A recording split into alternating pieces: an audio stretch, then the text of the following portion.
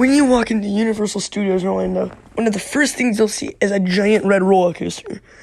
This is Rip Ride Rockit, and this ride has a lot of history and a lot of thrills.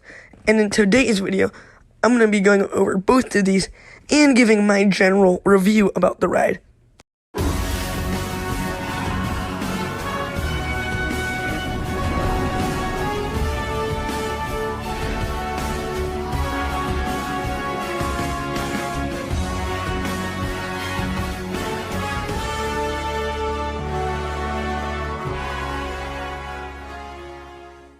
First off, let's go over some history on this ride.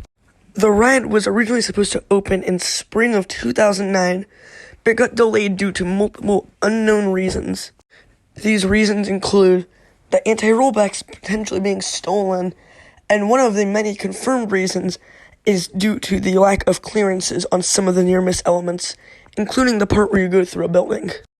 In 2010, 1 year after the ride opened, Maurer released a warning alert about the X-Card trains having stress issues, which caused the ride to almost permanently shut down.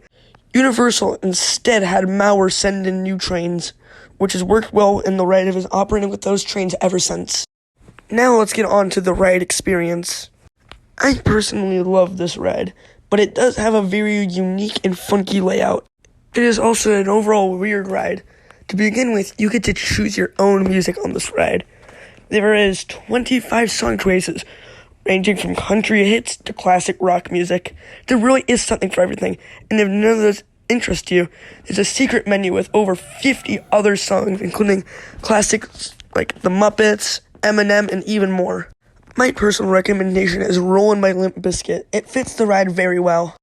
Next, let's go over the trains. It uses Maurer's pretty standard X-Card trains, which are a little weird because the lap bar has to go more towards your stomach than your lap, but I didn't find it too uncomfortable. I found it just right personally.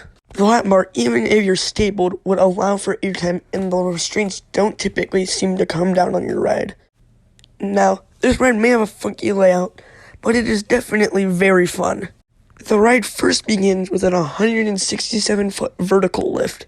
This really builds up to anticipation, especially as your stomach begins blasting into your ears. You then crest the 167-foot drop, Maurer's largest. This is around a 70-degree angle. You then pop into one of the best and most iconic elements on the ride, the giant non-inverting loop, before you pop into the first of many mid-course break runs. You can make a drinking game out of the amount of mid-course break runs on this ride if you want to.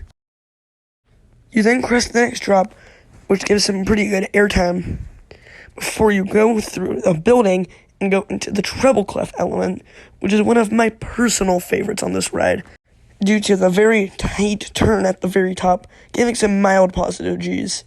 You then pop into the next mid-course break run. I'd like to mention all of these break runs give airtime going into them and out of them. You then go on a little drop before you go to this S-hole they dubbed the non-inverting corkscrew. Before you go over this weird wave turn single dive element they call it the crowd surf. That is another one of my favorite elements, mostly due to the visuals and some lateral airtime. You then hit the next mid-course break run. You then go down a small drop going through a couple little S-bends low to the ground. Before you hit my favorite part of the ride, this inclined loop or helix. I'm not sure, but I call it the death helix because it's more close to a helix than an inclined loop. And you hit the final mid-course break run before you pop into a drop, another little mini S-hill that gives a weak floater, and then you pop into the final break run. If you couldn't tell, this ride, like most coasters, is very action-packed, and that is one of the main reasons I love it. Another reason is the mid-course break runs, which sounds really weird, but as I mentioned, they all give good ejector airtime. Now for the ratings.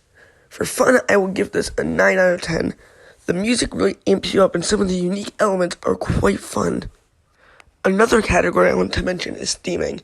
This ride isn't really themed that much, but it does have some nice signage and videos on the queue line that, while being a bit outdated, they do understand and show everything about the ride. So I'll give this a 7 out of 10. The last category is smoothness. I thought this ride was pretty smooth, but I did ride in the front.